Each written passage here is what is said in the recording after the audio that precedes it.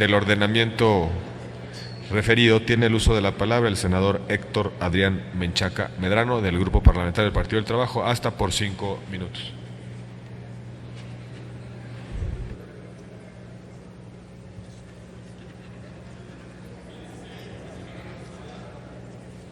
Gracias, presidente. Con el permiso de la presidencia. No se enseña ética para saber qué es la virtud, sino para ser virtuosos, decía Aristóteles. Algo similar podríamos decirle a la actual administración federal, a la cual podríamos llamar el gobierno de las leyes, porque todo indica que no han comprendido que las leyes se crean para cumplirse y respetarse, y no solamente para saber qué es, cómo es o para qué sirve una ley. Durante los últimos 4 años el Congreso de la Unión ha realizado tantas modificaciones a la Constitución, ha creado decenas de leyes secundarias y modificado otras tantas más, y el gobierno ha sancionado y publicado tantos decretos que bien podría inscribir un récord mundial. Lamentablemente, esta reformitis, característica tanto de la 62ª y la actual legislatura del Congreso de la Unión y del gobierno federal, no ha generado las condiciones mínimas para generar un verdadero cambio a corto plazo. Han olvidado lo más elemental, el principal factor que hace que una ley cobre sentido: las personas, los ciudadanos, pero sobre todo el bien común.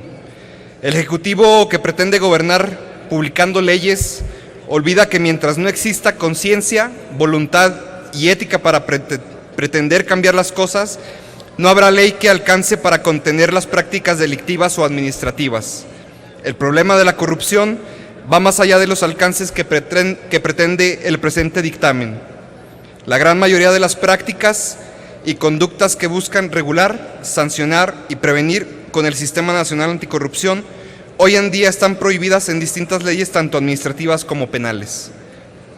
Lo que no se ha logrado comprender es que la corrupción va más allá de la esfera de los servidores públicos, pero sobre todo depende en gran medida de la forma en que los altos funcionarios se conducen de cara a la sociedad.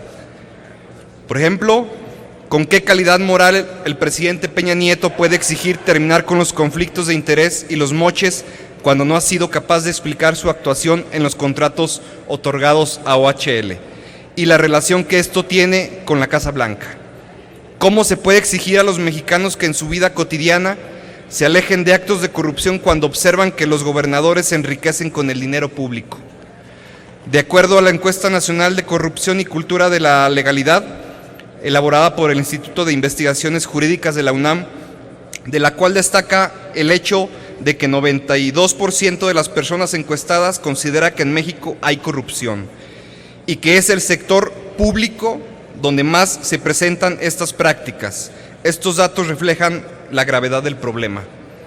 Por otro lado, no se han entendido las diferentes maneras en que la corrupción se manifiesta.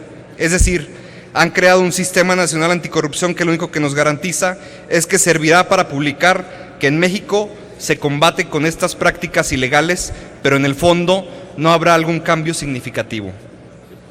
En virtud de que las fallas con que nace este sistema, en primer lugar, hay que señalar que la participación de la ciudadanía quedará reducida y bajo la aprobación de otros organismos como los representantes de la Secretaría de la Función Pública, la Fiscalía Anticorrupción, el presidente del Instituto Nacional de Transparencia, Acceso a la Información y Protección de Datos Personales, el presidente del Tribunal Federal de Justicia Administrativa y el representante del Consejo de la Judicatura.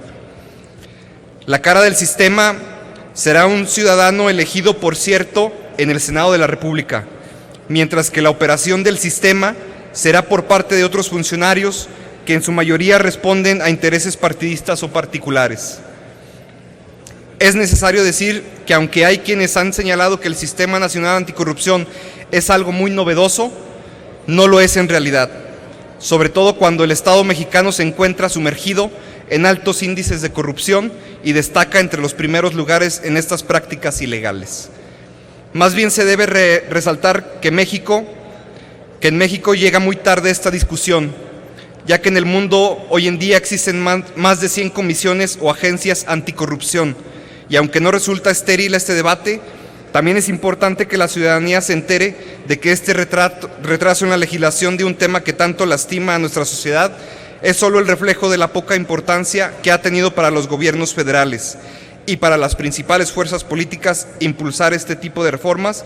Primero les interesó la privatización de energéticos, controlar a los maestros, controlar la deuda de los estados, que limpiar a México de la corrupción.